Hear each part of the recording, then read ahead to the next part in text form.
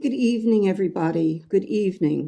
Good evening. So I hope everybody is well, given the difficult circumstances we are in nationally, locally, globally, all of it. Not so easy. And our own national politics make it so that it's even difficult to read the headlines now. So, so best wishes to all of us in terms of how we deal with this for ourselves and for our families and those we live with. So we are studying The Essence of Zen by Sekkei Harada. And tonight we are on page 114, 3 sections beginning on 114, using the form of Zen as an expedient, the condition right now, and what is consciousness. So as we've been reading Harada Roshi, he challenges us deeply in terms of what he is teaching and suggesting as we go about our practice. And I think that this is not easy work at all, but at the same time, I want to say that if you stick with him, there is something so true about what he teaches, something we just cannot deny, that we've suspected in ourselves for so long. And the road that he opens for us is very, very clear.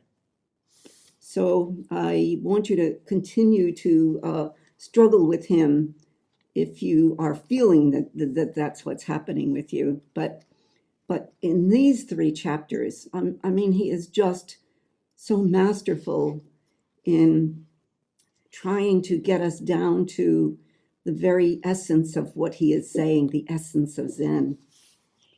So after last week, we were talking about Shikantaza, and then we were talking about Koan Zen, and he was saying that this is not what he is after at all. It's not what he is teaching.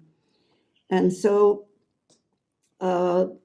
he opens this next paragraph using the form of Zen as an expedient. So saying that what he is after is something different from those 2 approaches, which of course he was alluding to or stating pretty clearly. So he says then the difference is that the condition right now is one in which all things, including the Dharma, are empty, and where even emptiness itself does not exist. And this is a kind of unfathomable for us to take, because even if emptiness doesn't exist, if all things, including the Dharma, are empty, and all things then are emptiness itself, even emptiness itself does not exist. So this is very difficult for us to take, but at the same time, if we enter that, we also can say that there is nothing to throw away. If all things are empty, nothing can be thrown away. So what he's kind of suggesting at this opening paragraph is that the kinds of things that we often do in Zen practice or in Zazen is get rid of our thinking, get rid of these difficulties that we have in our lives, to get rid of this and to get rid of that. And perhaps for some of us, the idea that we are erasing things, or it is a process of throwing things away, is an incorrect approach to Zazen. So nothing to throw away. He's going to tell us that a few times in these paragraphs. So once again, we're at the question of perception again. This is in first paragraph on page 115. It begins with the gap between the delusion and enlightenment. So here again, he is saying that the fact of reality, it depends on whether we perceive something or not. And to perceive that reality, that reality exists, is called delusion. So here we are with this perception thing again that is so hard for us to grasp, to really get hold of, or to see in ourselves as we are going through the course of a day or we are living our lives. That perception comes up frequently for us. But he says to experience directly that reality does not exist is called enlightenment. So that's pretty big statement right there. To perceive that reality exists is called delusion. So once again, we are working with the question of perception. I see something and I make something of it, and I perceive the cushion over there, or I perceive the light on the altar. And so once that occurs, once we go past that moment in which is pre-perception, then we are in delusion. And he reminds us over and over and over. So when he says everyday mind is the way, neither knowing nor not knowing. And he wants us to understand that our condition right now, our condition is completely beyond perception, including delusion and enlightenment. So the condition that he hopes will awaken in us is already there. And we but have to experience that. And once again, I suggest that the way to that is to stay with something he says so closely to what he says, to stay with it until it dawns on us, until we get the, oh, I see. But we don't even say that. We just go, oh, because there's no I seeing then. It's just, oh.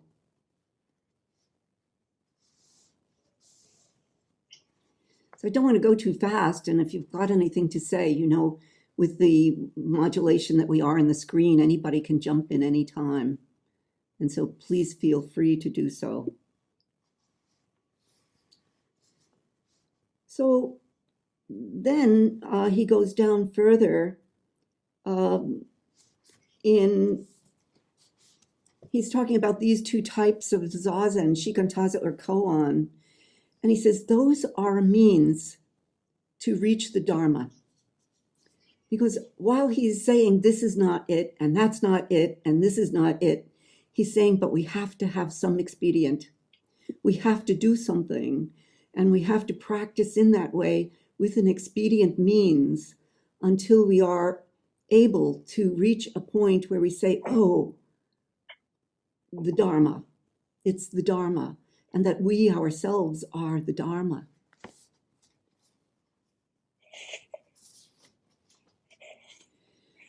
And he points out that when Master Rinzai was about to die, he said that he would transmit the Dharma to someone who had extinguished it. So on top of reaching the Dharma, we are going to extinguishing even that. Even that will be extinguished. And then there is just life. I shouldn't say just. We talked about just last week and to some great extent. But there is life. There is life lived without impediment. We are able to live without the difficult impediments that we have. Although he also reminds us a little bit later on that we're not going to come to a place where any of that is necessarily going to be over. We are certainly going to meet difficulties, yet even when we are fully awakened, we will still meet difficulties. And then it's a question about how we deal with them, how we face them, how we are with them. So maybe you have something you want to say or Shall I keep going? You okay, everybody? Mhm. I'll just say something. I really had a difficulty with last week's reading because this is just my personal view, but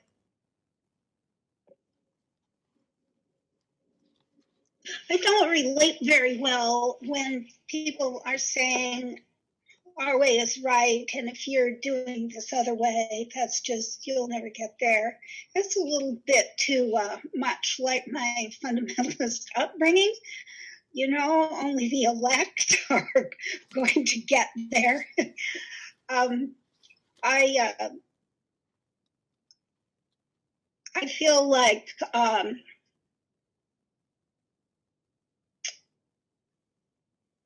I feel that everybody thinks that their own spiritual way is the correct way, or is at least the best way for them personally. If they didn't think that, they would quit and go someplace else and take up a different way. That just seems very obvious to me. Sure. And very clear. Okay. So I have a little bit of difficulty with that point. But in this section that we're looking at right now, he resolved the whole thing. Okay. With his discussion of expedient means. Sure.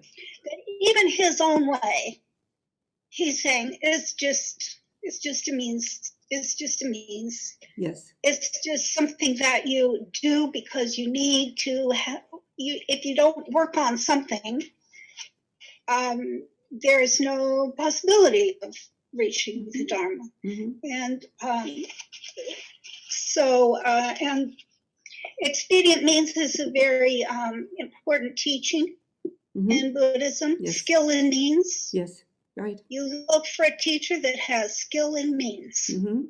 That's correct. That is, who is skillful at whatever the particular technique that they have chosen to practice. They're skillful in that practice and therefore can teach it to others. Yes.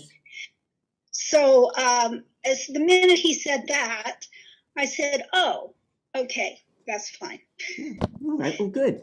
Yeah, because he certainly isn't ripping that out from under us. And No. we could also say that all roads lead to the Dharma. All roads lead to awakening. So there is nothing to throw away. There is nothing to suggest that whatever path we are on could not bring about awakening.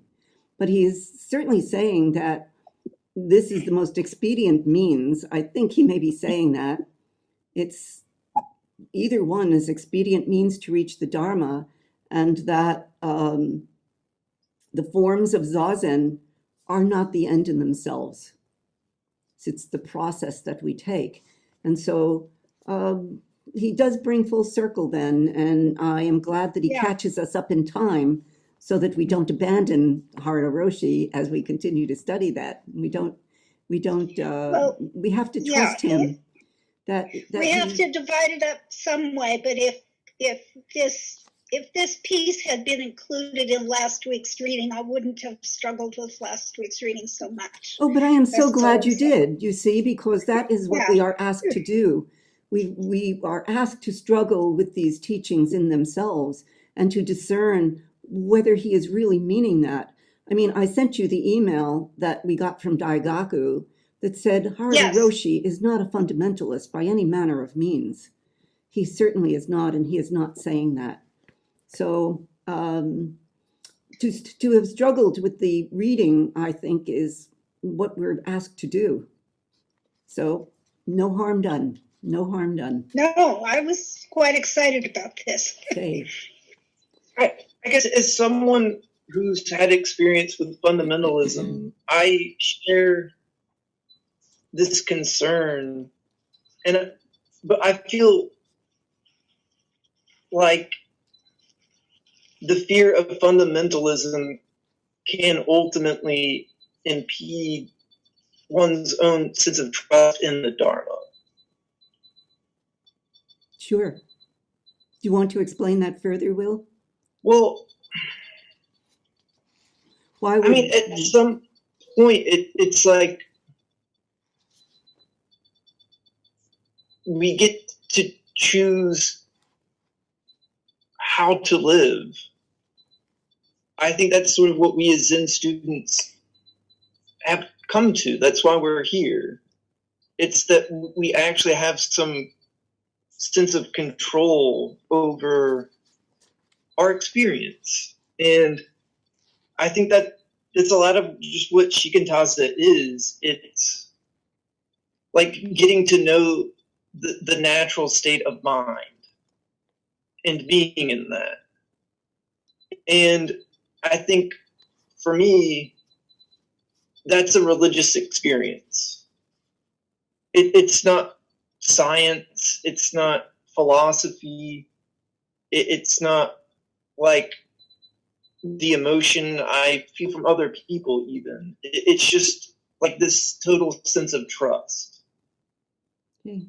And I think that that's sort of what we do also as students, is like we have to learn to trust the teaching.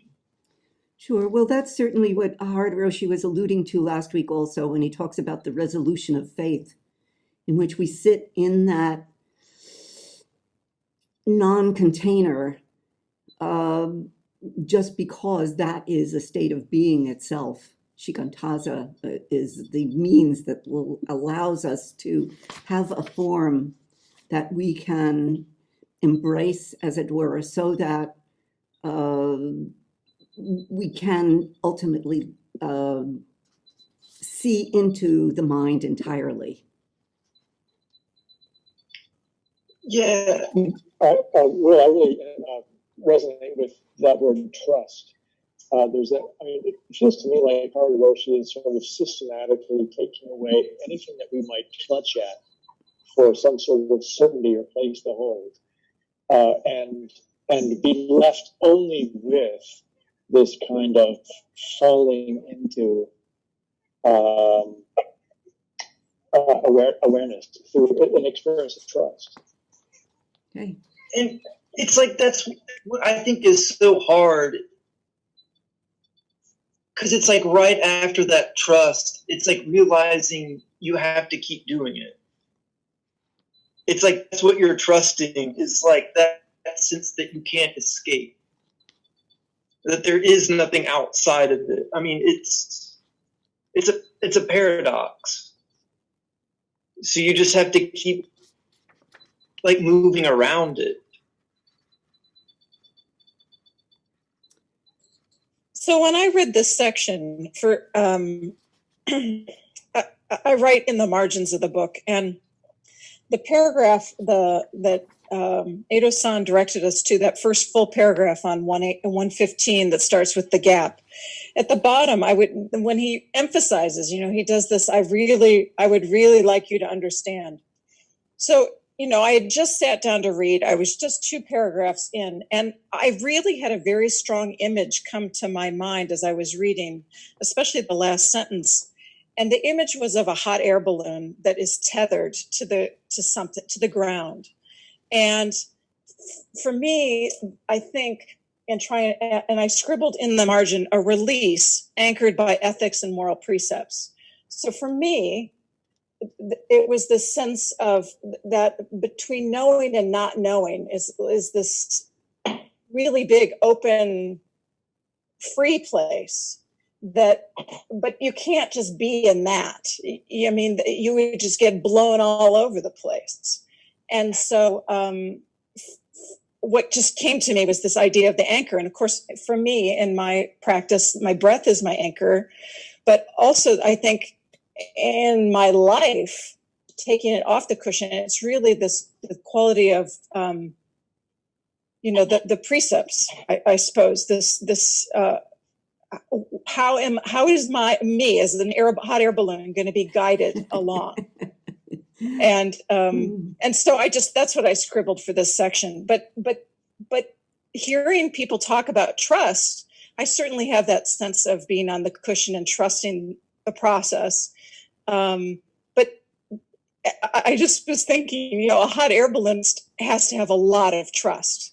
They have to have an incredible amount of trust about their team on the ground and the anchors and the quality of the balloon and all those components. And so it all wrapped up nicely for me. So thank you for throwing trust out there. Yeah. Well, in a sense, the hot air balloon is a good metaphor or image or so forth, because maybe you could say that the basket that you are riding in is shikantaza, because that is ultimately going to lift you into the hot air, into the empty space, as it were, or to lift us into emptiness. So it's a wonderful image, Karen. Yeah. Yeah. The image that I had come to mind was the one, or maybe not the image, but the metaphor that came to mind was the one about the raft. So, the expedient, the raft is the expedient, and the way that it's described is usually that, once you're across the water with the raft, you don't put the raft on your back and keep on traveling with it. Yes. Yeah. The raft and in that sense, the teachings of the raft, right? Excellent. Right. So same. So many possibilities in this. Yes. Yeah. But I just wanted to quickly share, when I read this, I immediately thought of another very short passage from the Diamond Sutra, and it says that, if you're familiar with that, that is it's a dialogue between Shakyamuni Buddha and a monk named Subhuti. And in this case, Shakyamuni Buddha is saying, in a place where there is something that can be distinguished by signs, in that place there is deception. If you can see the signless nature of signs, then you can see the Tathagata. So I think, but by signs, he's talking about characteristics that differentiate one thing from another. So, in Harada Roshi's explanation, even perception, or even the product of our perception, is a sign, and there's deception in that. Correct. That's right. Yeah, that's what he's saying, and that's what he's after in that. So, so beyond, he's talking about seeing us beyond all of that, beyond all perception, including delusion and enlightenment. So, so that would be the same as Shakyamuni Buddha talking to Subhuti. So it's the same thing that Harada Roshi is saying, as the Buddha is saying, in a different, slightly different use of vocabulary in that. So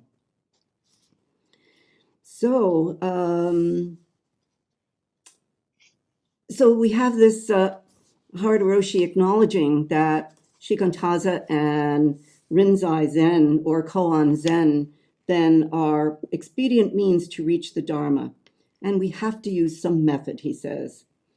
So further down then, I'm getting ready, page 115, I'm getting ready to turn over. He says, but these are crutches that you use until you can walk freely. And then true practice without practice is true practice. So it means that we have spent enough time in our practice and on the cushion that we no longer worry about whether it's practice or not. It's just how we actually live. We simply live doing zazen. We live in the way that we live in the Dharma. So he is meaning that we take this to a place where we don't have to think, oh, I wonder if I'm practicing now, or is this true practice, or what is practice? We go past that because we have really trusted on the cushion long enough to move us to that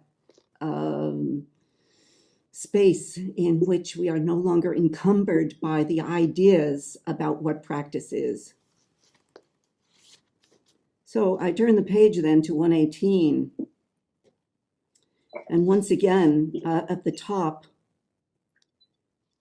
that when Shikantaza truly becomes Shikan, Shikan disappears. And Shikan is single-minded practice or single-minded doing. So when Shikantaza, or the idea that we are doing Shikantaza, disappears, then Shikan appears. Shikan disappears, because we're no longer thinking about it or worrying. So, and he says also, to say that the koan has been resolved or come in untangled means to have become one with the koan. That koan is no longer problematic to us. We don't have to perceive what it's saying. We don't have to go. We have it is embodied in us, so that we don't have to think, oh, am I working on the koan, or have I had mu, or something like that. So this is called seeing the Dharma. When that realization of that koan takes place, at that moment, then we see the Dharma. So down at the bottom then, in that section still in mid 116, he says, if you come to realize that everything is all right as it is now, and that there was never anything to look for and nothing to throw away. So this is what he hopes that we will come to.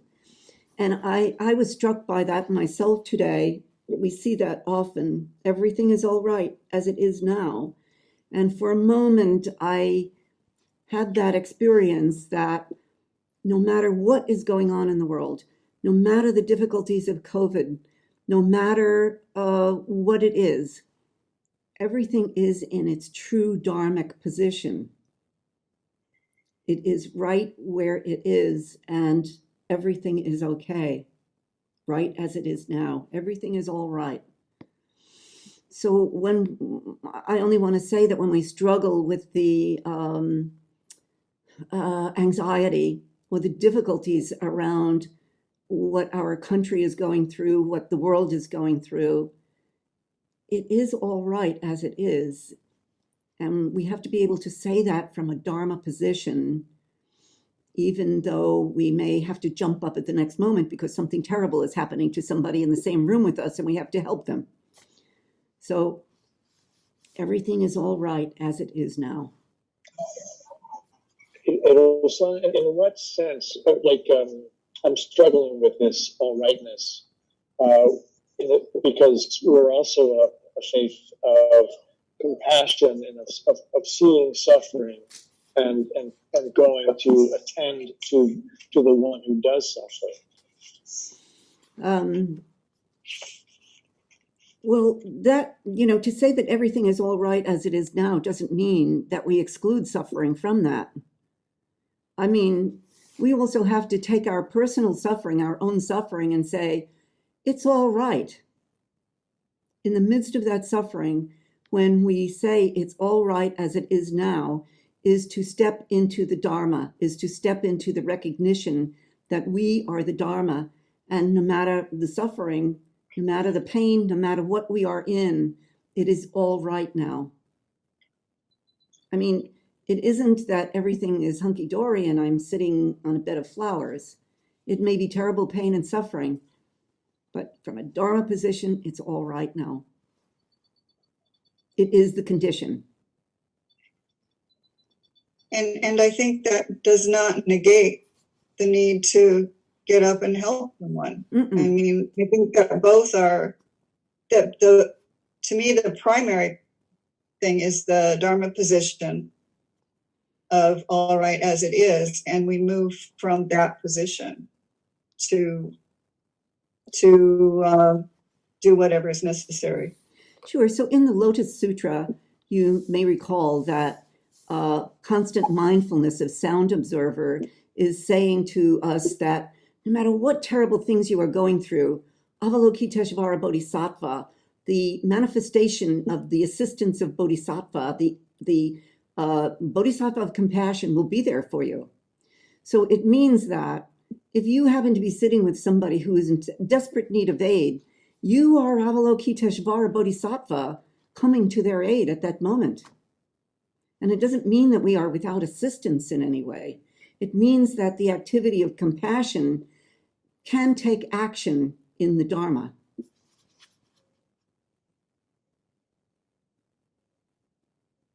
I mean, nobody would sit still and nobody would not come to somebody's aid. If you're sitting zazen and the person on the cushion falls over, you're going to assist them. You're not going to say, oh, I can't do that now, I'm sitting zazen. Of course, you will immediately come to their aid. It would be so intuitive and immediate. As a matter of fact, I think Ryokan-san got into trouble because when they were doing their begging rounds, you're not supposed to be distracted from being in the line of the monks going to beg. And so Ryokan-san would see somebody who needed help and he would jump out of line and help them. And he got into trouble for that many times. Or he would stop and talk to the kids or something like that. And he would be scolded, of course. And I know other people who were practicing takuhatsu in Japan who got into trouble for those things too. And you just say, oh, well, that's your problem. I'm going to help. Get yelled at means nothing, absolutely. I mean, big deal, So, of course we would come to somebody's aid. Of course we would. Yeah. I find it's interesting how much more we psychologize this. And I think Sekkei Harada Roshi is generally used to, like, as a Japanese audience. I don't think that they worry about this as we do. But it's a concept, it's called mana personality.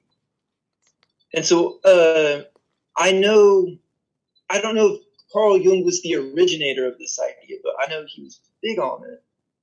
And it's sort of the idea is like, as we go through our journey to actualize, we come up to the man of personality, which is like,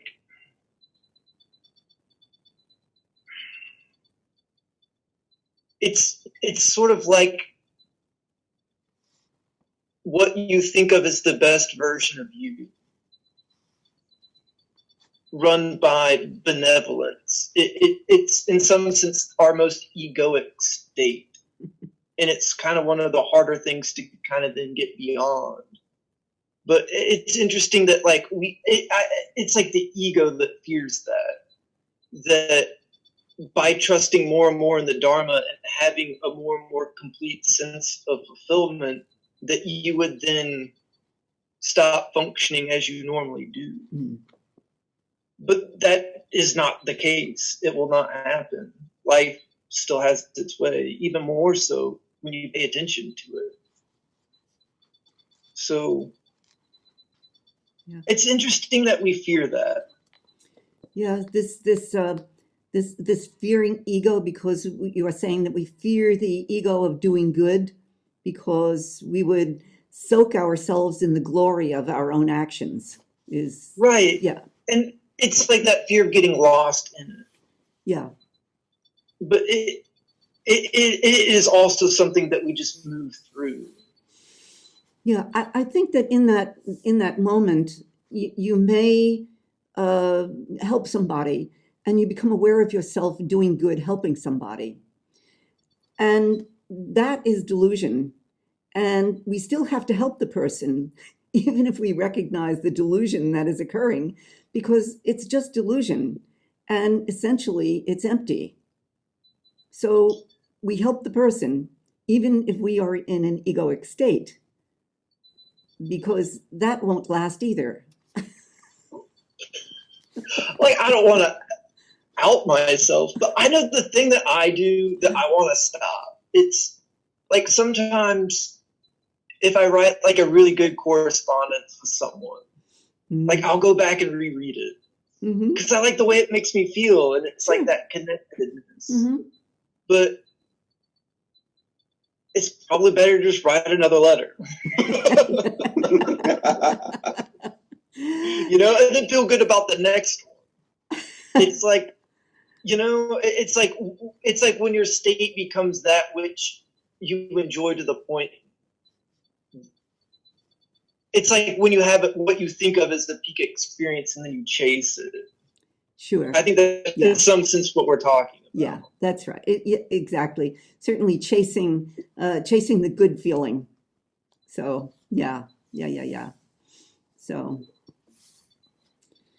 all right. Well, let's move along then to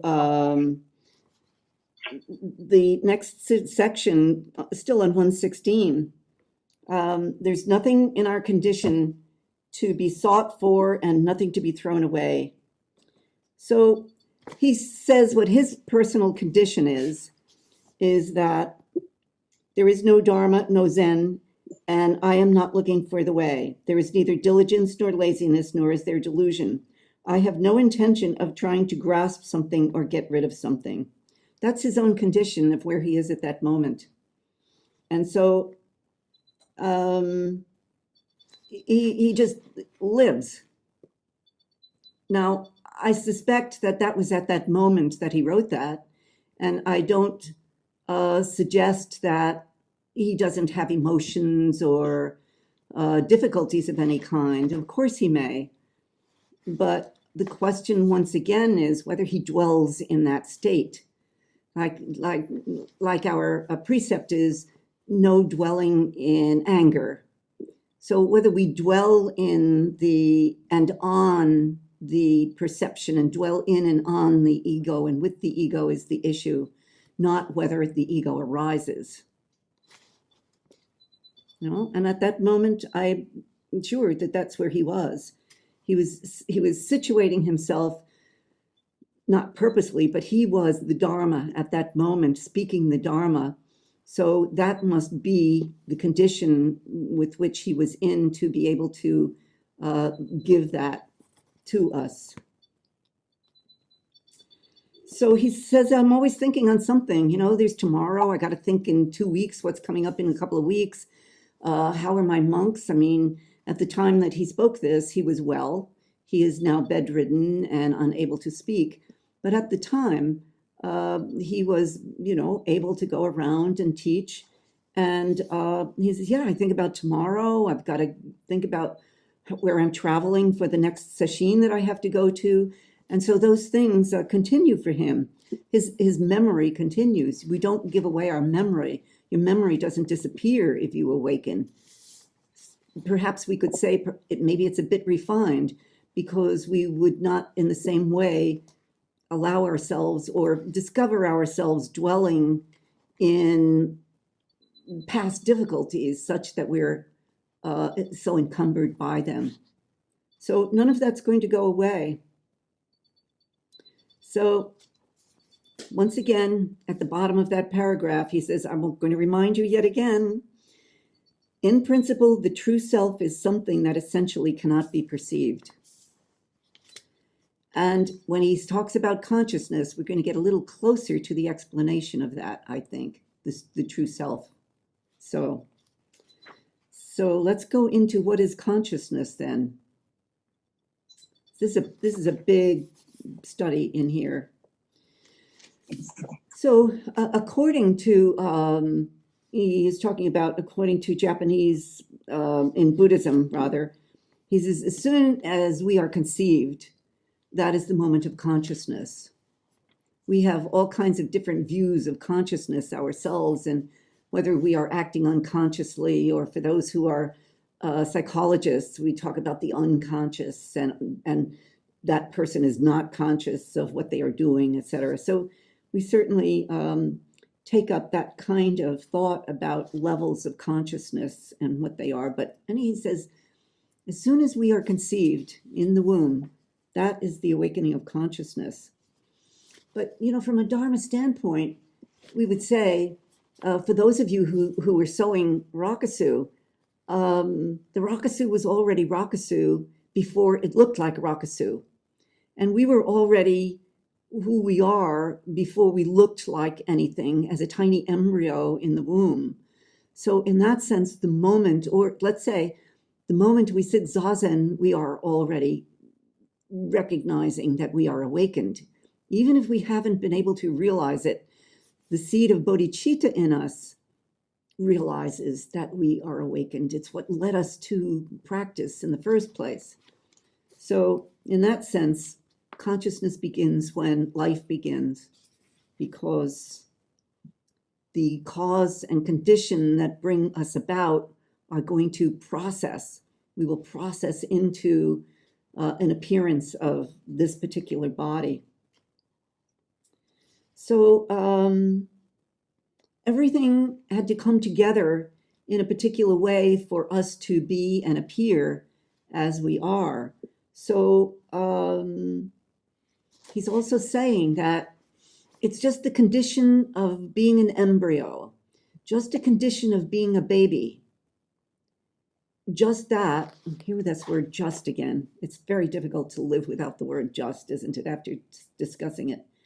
But he says there is no essence or center in that condition. In the condition of being an embryo, in the condition of baby, of being a baby, there is no center. There is no essence or center. There's no you and there's no ego self in that condition also. So also, we are not particularly aware of pleasant or unpleasant. We know when we are hungry and we cry. And so we don't necessarily we're not able to discriminate particularly. We probably know who our mother is, who holds us, and our father, those parents who hold us. There's some familiarity there, but essentially there's no center. And the different functions are appearing. Eyes are working, hearing occurs, taste occurs. All of these things those conditions are happening. And then he says that on page 118, those functions, among those functions is the function of attachment. And so he says it isn't that this attachment has a certain objective. There's only the function of attachment. There's the function of attachment for the baby to the mother because the mother has the milk. And so that is a simple function. And that is just a natural function, attachment function. So then he goes on to talk, because we are all dealing with the problem of attachment. So the function of the wish to take hold of something is simply that function. It isn't that is an egoic response to life. It's just a function of the wish to take hold of something. Now, to me, that's a really important thing to work with. This question of allowing the skandhas to simply be functions. It's extremely important to work with. Really important. It's the edge of realization.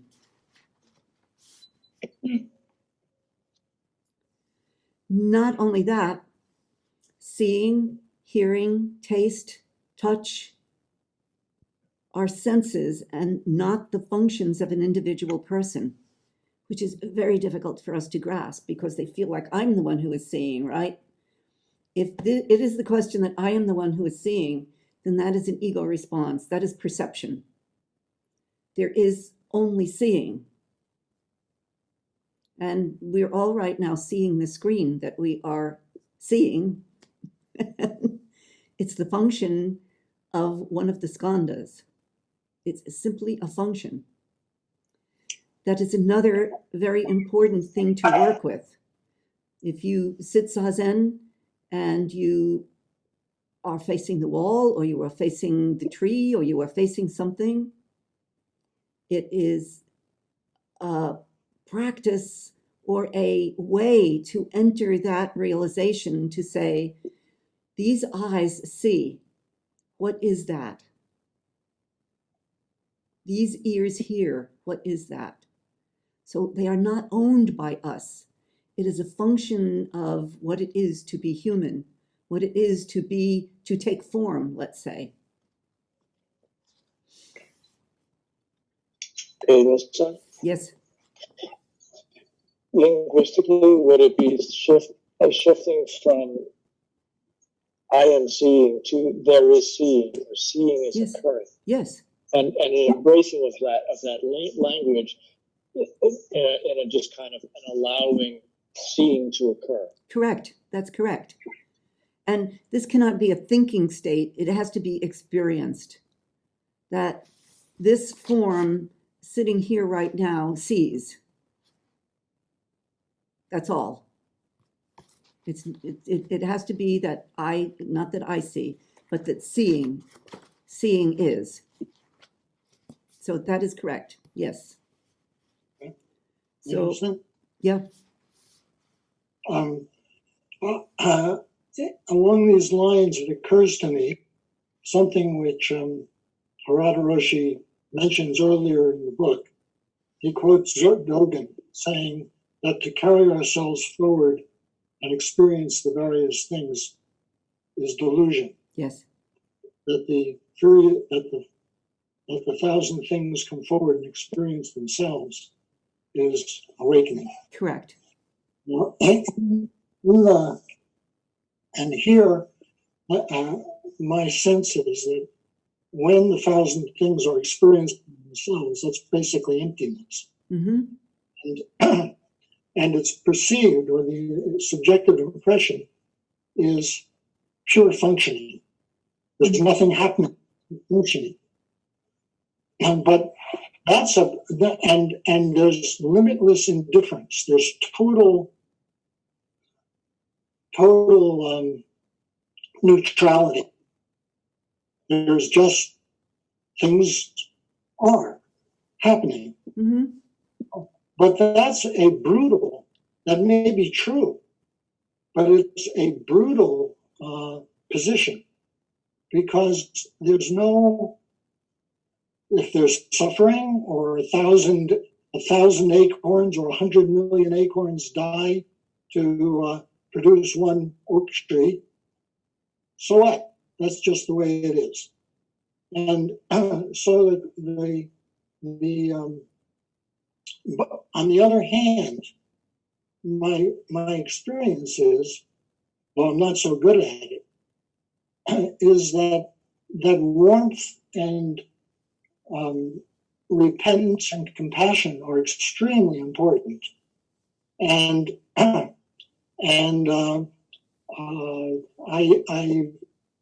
I reflect that little enough to myself, let alone to other people. But I have some small experience of it.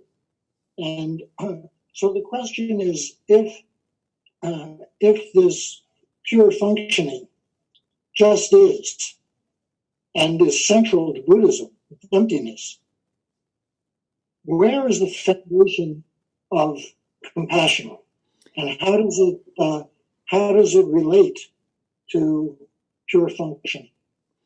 Well, I wonder if you assume that all emotions we become devoid of emotions or care in that experience, or because of that experience. And that is not the case. One continues to function with emotion, with warmth, and with care. And I would suggest also that built into that experience is profound repentance. That it is just built in, because the state of humility becomes so extraordinary that you truly are the cricket clinging to a blade of grass in this tremendous field of Dharma. You are just that little thing. So there's no suggestion that one does not live in the world of care. And even at that moment of awakening, it is profoundly happy and enlightening and joyous, because one might be overcome by the incredible nature of the world, the incredible nature of the myriad things coming toward us. So I do not think that it is a state of indifference at all. I would say quite the opposite. Roshi, would you say that the Dharma is brutal? No. Then what is brutality? Brutality is willful attack on somebody to cause harm and suffering. That is brutality. I mean, in the Dharma, everything is temporary. One's life is temporary. The trees are going to die. Everything will go. Birth and death are one side of the same coin. And we simply move through that. So brutality, would you say that brutality then is a delusion? No, because in the relative world, it is the cause of suffering. And I can't say that that is delusion, because we live in the relative world too, and it must be, if awakening is not fully manifested in the relative world, then we will live in the relative world until everything is manifested. And we must live with everything, that brutality, trying to move that brutality into awakening so that all things awaken. So it's like we're perpetuating brutality. We don't have to. No, we don't. Of course not. We certainly do not. Stop. Stop. Exactly.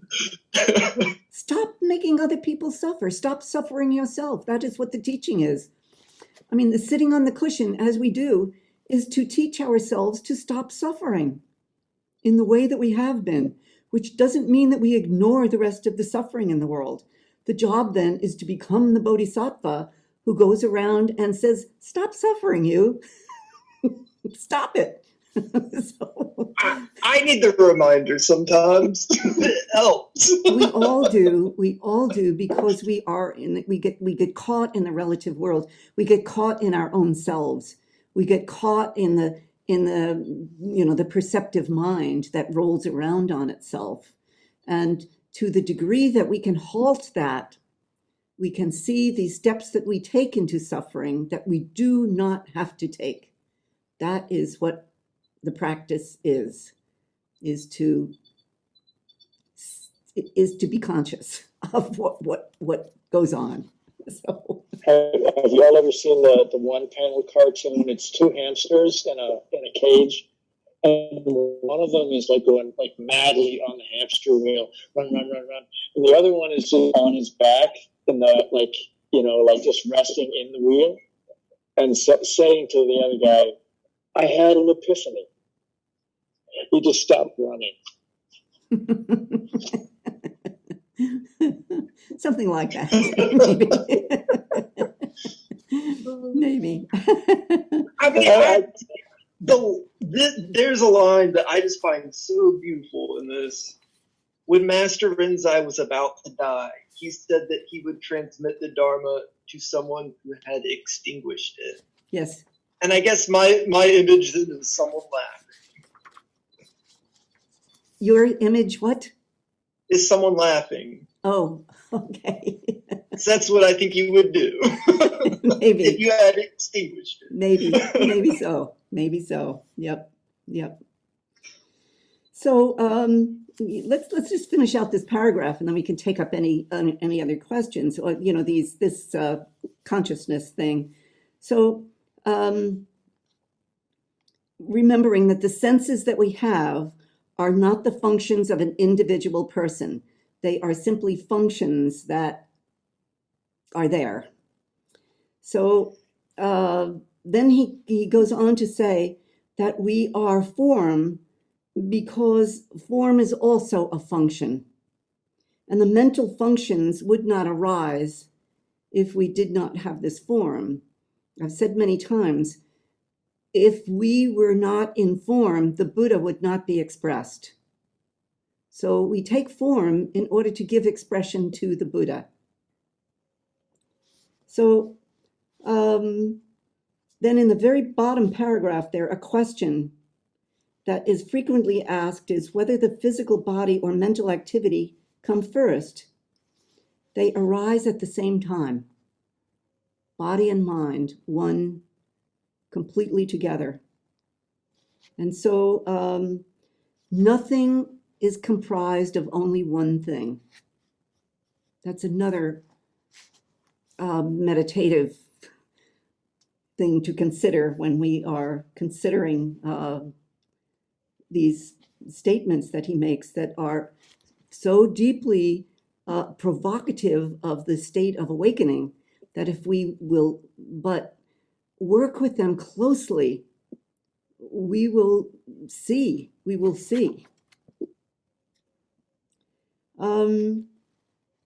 So he says then, very bottom of the page, the last sentence, it is merely, I have just explained, it is merely knowing the fact that only the functions exist. While the true self may seem something special, it really isn't. As I have just explained, it is merely knowing the fact that only the functions exist. So the way he is saying is to be with the functions as functions, not as my personal self, because that is the true self. That is the true self. These functions themselves are what is called the Dharma. Eyes, seeing is the Dharma, hearing is Dharma. It is to realize that the Dharma is you, yourself. This reality is expressed as the true self. So, my friends, this needs to be swallowed, digested, incorporated, sat with, trusted, allowed, all of those things. This is the true self that he is moving us toward to experience. And he says that's the point of practice, to investigate and then discern the nature of consciousness, the last of the 5 skandhas, the most difficult. Most difficult is to work with consciousness. But without consciousness, we don't enter the Dharma. We can't realize the Dharma, and we don't enter the way of Buddha, the way of the Bodhisattva. So by thoroughly investigating consciousness and realizing that it is empty, it is possible to reach the condition of great satisfaction, which is awakening. Ultimately, everything is empty. All things arise only through cause and effect. Cause and effect, there is no substance or essence. We've talked about this before, that we are insubstantial. No way for any one thing to exist by itself, and this is what is called emptiness. And emptiness cannot be perceived, but it can be experienced. He doesn't say that, but but we can't get there by our perception. We have to get there by these steps that he takes. I think that this is so fantastic an explanation of the way to enter experience of emptiness. But as you described it, it seemed it's like a retelling of form as emptiness, emptiness is form. But I think what I really get out of this, because it's like we're saying the word perception, but when you were describing it, it's like you were describing experience. Like that's how I would think of it. It's like, yeah, I know I have eyes, and that's like an intellectual construct I have, but it's like the experience of seeing, just in and of itself. Well, it is, I think, ultimately what life is made of. And I don't know, I really appreciate the way that you just described that.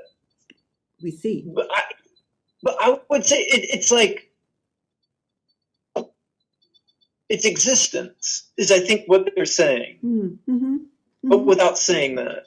Sure, you certainly could say that, yeah. Because it's like then you could construct what existence is. Yeah. And then think that you're doing it. Yeah. And it's like, you don't have to do that. That's not, you don't even have to worry about existing. It's like you're doing it already. Yes. Right. We are. You don't have to be worried over. It's just like, settle down. Enjoy the ride. Take a moment. Just a moment. It only takes a moment. That's all it takes. Yeah. I found that sentence, the main point of practice is to investigate and then discern the nature of consciousness, the last of the five skandhas. I went to the source of all information, which is Wikipedia, to read about the skandhas, and they offer there the Pali or an English translation of the Pali word for consciousness as discrimination or discernment. And so then I popped that in. And so it's discerning the nature of discernment or discerning the nature of discrimination, which then got me into, well, that is based the question of knowing and not knowing. Mm-hmm. And so you start seeing how these words get used over and over again. Yeah. And so, the question of mind. Anyway, so I'll stop there. You know what I think this is? It's like the rabbit hole that has to eat itself. Like it just has to be that. Yeah. Well, do you want to say more? Can you? Well, no, it is the same thing as Harada Roshi saying chew up zazen. It's the same thing. You have to chew and swallow up zazen so that zazen isn't there.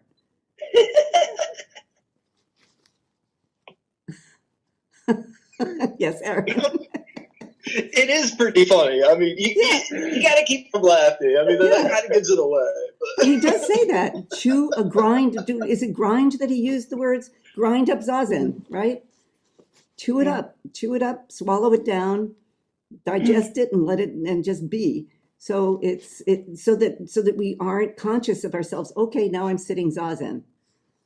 So that this is it. This is my life right now. This is it. Here it is. We don't even have to worry about it. This is it. So it's exactly that complicated. It is exactly that simple. Truly that simple. And extremely, extremely, extremely hard. I mean, we've always said that about Zen practice is so simple and so hard. So there it is. Yeah. As they say, if it's not a paradox, it's not true. Well, we didn't get so many paradoxes in this chapter, I don't think. That word didn't come up until right now. Well, he's setting you up. I sense a trap. You might get awakened. That's what could happen. The trap of awakening. Oh, right? No. I'm going to have to stop reading. You're not going to get trapped into awakening. I see. Yeah. No. Yeah. So any other questions about this? I think this is so important. Those 3 sections are so important. He gets it as frankly as he possibly can. And I don't know what else he could do to make it more clear. Sensei, this is Gilda. I hope it's okay to ask a question. Of course, Gilda, as yes. a visitor. Yes. I found this to be so beautiful, the writing, and you just want to chew on it. He says the moment of conception is called consciousness because form appears. So then it sounds to me that consciousness, if it's a function, oh gosh, did I lose my question? I want to make sure I say this right. Consciousness is one of the 5 items, and that's like the most important one, but it happens at the time of conception. That just is so remarkable to me. Mm. And I guess there isn't a question in there. I guess I just wanted to comment that this notion of consciousness that we're always working with is there at the time of conception. And it's a function, it's a form. I have to really think about this. Well, that's Anyway. fabulous that you are. I think that's wonderful. It is a difficult thing because we think of consciousness, okay, we're all here, we're awake, we're conscious. I mean, that's how we use consciousness, and that is also consciousness. But the fact that it is a function of form is what he's getting at, that we complicate it later with notions that consciousness is me. Okay. That's helpful right there. Thank you. Mm-hmm. I've been learning a little bit about what we're talking about. I think with I broke my ankle a few weeks ago, and I'm still at home. And I have this sense of the whole body is conscious of the injury, and the whole body is compassionately responding as a whole community or organism. And that's a depersonalized or a de-individualized, it's a non-grasping consciousness. It's a pulsing throughout the whole. Mm-hmm. Yes. So are you okay with that? I mean, that's what's happening. That's the condition. And I'm marveling at it. Yeah. Oh, right. I mean, it's quite astounding. The way the body heals is just stunning. It's stunningly profound, the way the body heals and the way the mind heals. So good experience, Bill, then to work with that. Yeah. Anybody else didn't speak tonight? Anybody want to say anything at all? Ada-san, I had a question about perception. Yes. How he's using that word. I'm glad you mentioned that we can sort of say we can experience emptiness or we can experience the true self, but we can't perceive it. Yes. But I guess I'm wondering, how do we experience it? Is it sort of an intuitive process? Well, this is one of those great mysteries that we place ourselves in the condition of Zazen, which is the most excellent possibility for awakening to occur, or in any form of our Zen practice. We simply place ourselves in that to realize that what we are already doing is awakening. So it's a great mystery about how that occurs. But we are continually, by the ancestors, Buddha and the ancestors remind us that if we continue in practice, we will awaken. It's guaranteed. It's absolutely guaranteed. So keep practicing and you'll get to Carnegie Hall.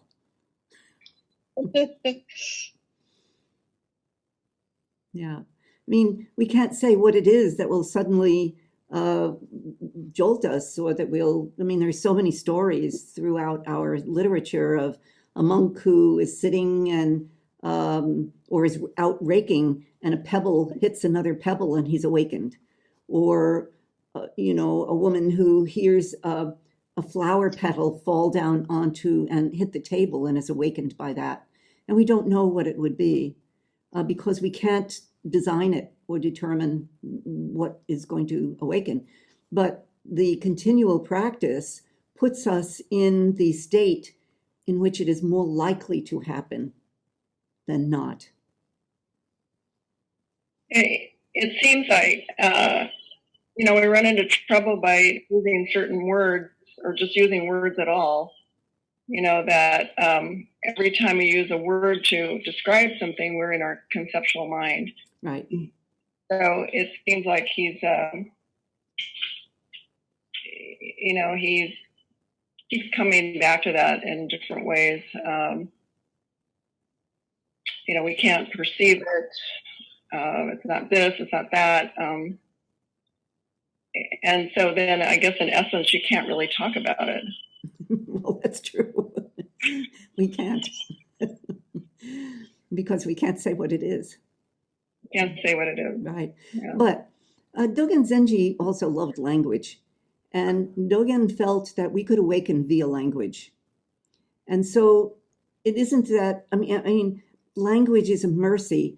It's a great tool of compassion. It is also a tool, a weapon of suffering. So it can be all of those things. But we do have to speak. We have to be able to communicate because it is another one of those skillful means. It's an expedient to allow us to interact in the pathway that leads to the Dharma. So language in itself is not a bad thing. It's a great mercy, actually. So, I mean, provided we use it mercifully and we are aware of the use of our language. I mean, right speech is one of the precepts. So, in using right speech, we can serve humanity. We can sit here together and enter a Dharma discussion. So it's a great mercy.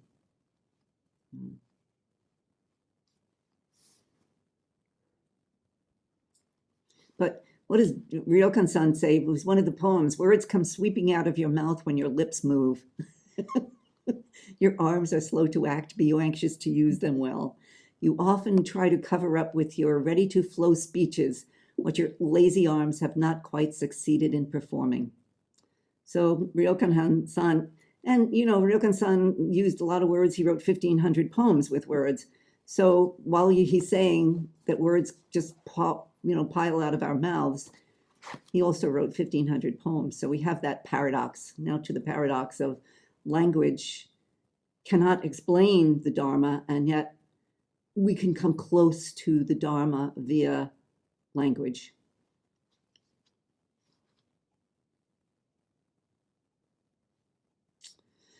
All right, my friends, how are you doing? All right. Anybody else anything to say tonight? And maybe we'll chant again. We'll do Enmei-jiku, but you have to turn your sound off and chant at home because it's a great cacophony when we do it all together on this. In this, it gets wild. So.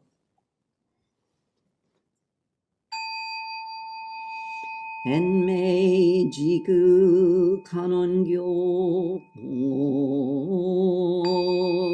kanze on namu butsu in yo butsu en buppo so en joraku ga jo chonen kanze on bonen kanze on nen jushin ki nen furi shin kanze on namu butsu yo butsu in yo butsu en buppo so en joraku ga jo chonen kanze on bonen kanze on nen jushin ki nen furi shin kanze on namu butsu yo butsu in yo butsu en buppo so en joraku ga jo chonen kanze on bonen kanze on nen jushin ki nen furi shin. May the merit of this sutra extend to each thing in all places, so that we and all sentient beings may together be the Buddha way. All Buddhas, 10 directions, 3 times. All beings, bodhisattvas, mahasattvas, wisdom beyond wisdom, Mahaprajna, Paramita.